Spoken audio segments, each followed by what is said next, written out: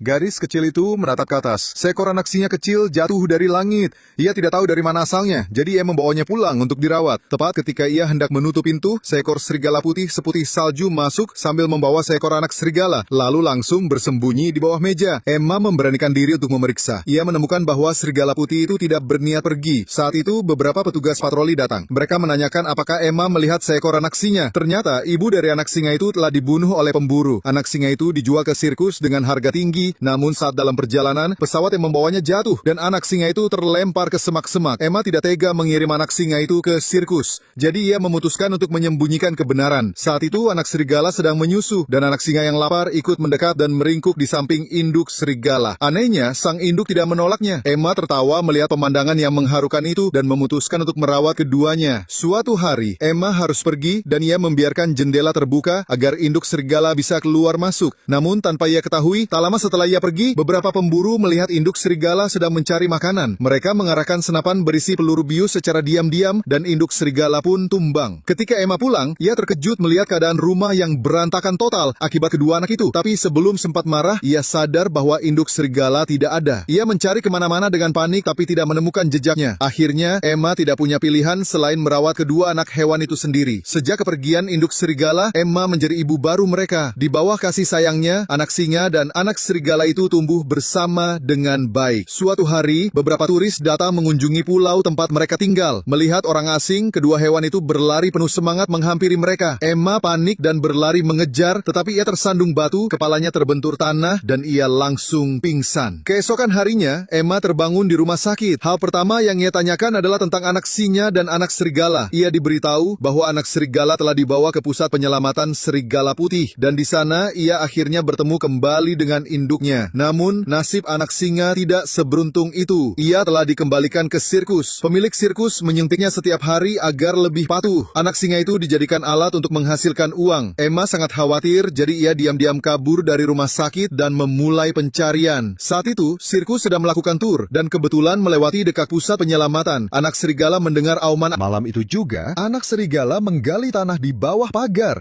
dan melarikan diri dari pusat penyelamatan. Ia berlari tanpa henti hingga akhirnya menemukan lokasi sirkus. Ia terus menggali dan berhasil masuk ke dalam, lalu menemukan kandang anak singa. Namun, kandang besi itu terlalu kuat. Ia tak bisa membukanya. Meski begitu, ia tidak menyerah. Ia menemukan sebatang kayu dan mencoba mengungkit kandang. Anak singa pun membantu dari dalam, tapi batang kayu itu patah. Anak singa meraung keras karena frustrasi, dan raungan itu membuat pemilik sirkus terbangun.